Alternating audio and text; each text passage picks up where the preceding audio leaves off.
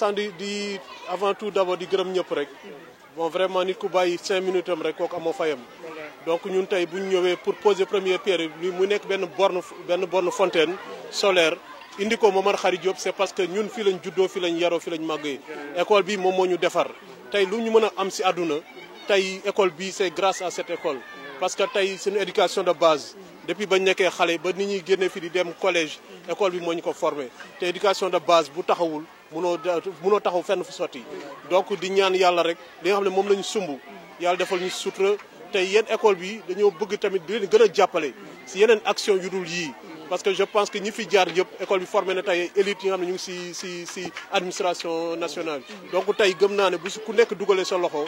malgré résultats yi nga xam ne moom la ñuy def muy résultats yu gën a baax tey Sénégal yi donc ñun waruñu seetaan li nga xam ne moom mooy xew ku nekk bu si dugalee loxoom rek yaakaar naa ne incha allah lépp sotti di saluer ñi nga xam ne ñoo fi teew muy directeur école yi nga xam ne ginnaaw yàlla ak yonent bi ñoo ñu yombalal affaire bi parce que dañ leen bett mais ñoom gis nañ njëriñ bi nga xam ne moo ci nekk bon vraiment ñu accompagner ñu te gis nañ ni école rek moo leen ñor éducation moo leen ñor devenir xale yi moo leen ñor donc di leen si gërëm di leen si sant di sant aussi délégué quartier yi di sant aussi monsieur Babou moom mi nga xam ne depuis le début ba léegi moom moo may tette te moom nee naa ko moom tant que mu ngi sama ginnaaw rek man amul lu may ragal donc di leen gërëm di leen sant te vraiment di ñaan yàlla rek yàlla defal ñu si barke. Je voudrais remercier toute la population ici présente voilà parce que bon moi je suis un pur produit de cet établissement voilà donc je suis ici de Momar Khary Diop. Donc aujourd'hui, l'école a participé dans notre formation de base.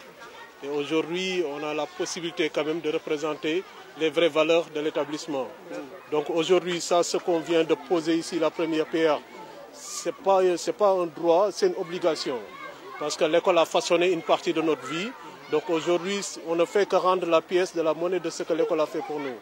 Bon, l'école Momar Khary et Moussé Anta, bon, c'est deux institutions qui ont façonné et puis qui ont formé l'élite aujourd'hui au niveau du Sénégal. Donc moi je trouve que c'est notre devoir de ne pas laisser cette école en ruine. Donc je pense que j'appelle tous mes collègues, tous les gens qui ont réussi et qui sont passés par cet établissement à ne ménager aucun effort pour essayer de faire de telle sorte que cette école,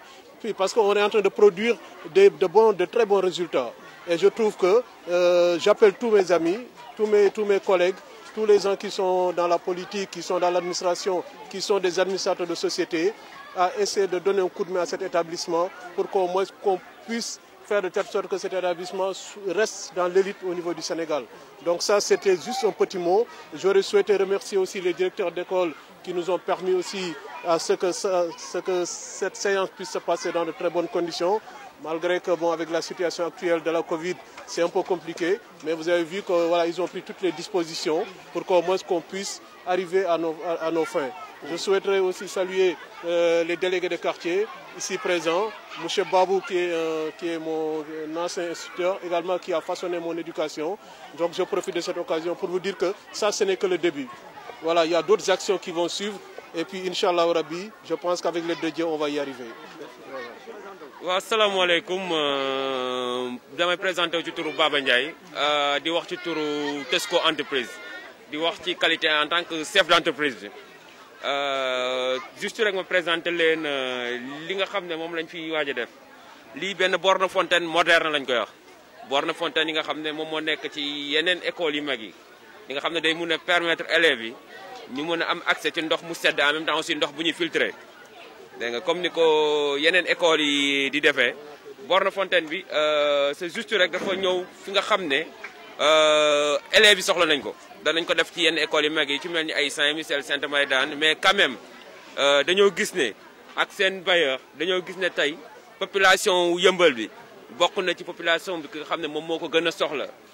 population bi nga xam ne moom moo ko gën a soxla tey borne fontaine bi su ñëwee dafa ñëw pour dimbali du rek élèves yi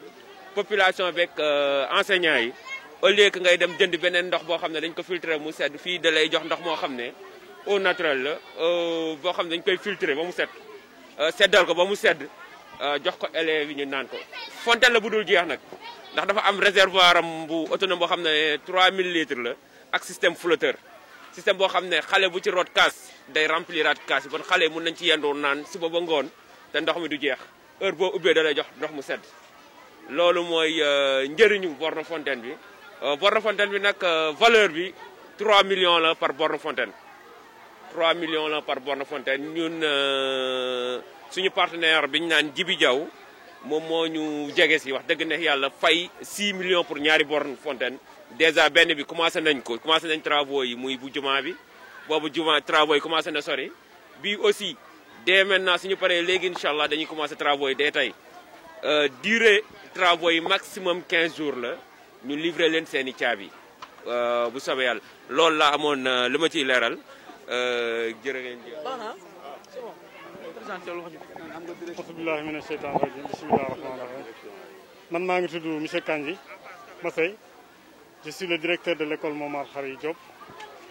et en même temps le président du CODEC, c'est-à-dire le président des directeurs d'école de Yeumbeul Sud. maa ngi fii sama wet ak monsieur Tunkara mooy directeur monsieur Anta ci turam ak turu yeneen directeurs yi ak équipe pédagogique yi ñaari écoles yi ci lay wax di ne yëf yi daf ñoo bett de kon suñu kilifa yi nekk inspection mooy waa IEF yi danañ leen ko yëgal ndax lii lu rëy la ci ñun waaye ki ñu ko defal moo ko bëggee nii ndax nit ku baax la ku simple la kuy liggéey ci suuf te bëggul kenn xamal ko lii presque valeur u 3 millions la moom muy doomu Yeumbeul di ressortissant école Momar Khary yaakaar ne am na lu mu war a mën a def ci école yi moo tax mu indil ñu borne bi borne scolaire la day filtrer ndox mi xale yi di ci mën a naan te du suñu fay facture ndox kon loolu lu rëy la surtout moment bi mu ñëwee ci moment Covid bi nga xam ne lépp dafa war a set ndox mi doy voilà loolu la tey ñuy def première pierre bi di ñaan yàlla ñu commencé ko ci bisimilah rahmaani rahim terminé ko ci alhamdulilahi rabil alamin. ñu ngi sant ñëpp di gërëm ñëpp maa ngi wax nag ci turu waa dëkk bi turu Ibra Diop chef de village turu imam Seydi muy imaamu dëkk bi ak ñi àndal ñëpp di wax ci turu délégué de quartier yëpp ñi ngi sant ñëpp di gërëm ñëpp lii ñu fi am tey nag lu rëy la ci dëkk bi lu rëy la ndax école dañoo jàpp ne école kuy jaamu yàlla fi la nga war a tàmbalee ndax xale yu ndaw yoo xam ne seen bopp daal ne ci école bi war a mar naan dinañ naan ndox mu sedd ci jàmm ak saam ndox mu filtré wu ko mënuñu am fayam ñu ciy kontaan nag ñun waa dëkk bi yëpp ndax yi ko fi indi doomu dëkk bi la ci dëkk bi la dëkk muy Jibril Diaw jànge ci école bi dem yàlla may ko teraanga bu xalaataat école am dellu si fi indi ko def ko ci école bi kenn mënu koo fay Jibril Diaw ñu ngi koy gërëm ñu ngi koy sant ñu ngi koy ñaanal yàlla lu mën yàlla na ko yàlla yokk parce que nag jafe na nit dem am teraanga am tedd xalaataat dellu fa mu jóge woon kon vraiment Jibril Diaw ñu ngi koy jant di ko gërëm bu baax a baax ci turu waa dëkk bi yëpp ci turu équipe pédagogique bi fi ne yëpp ñu ngi ko ci gërëm ndax équipe pédagogique bi ñoo ko produire ba tey mu am teraanga bi ñëwaat defal leen ko kon ñu ngi ko ciy gërëm bu baax di ko sant bu baax a baax Monsieur Birahim Babou,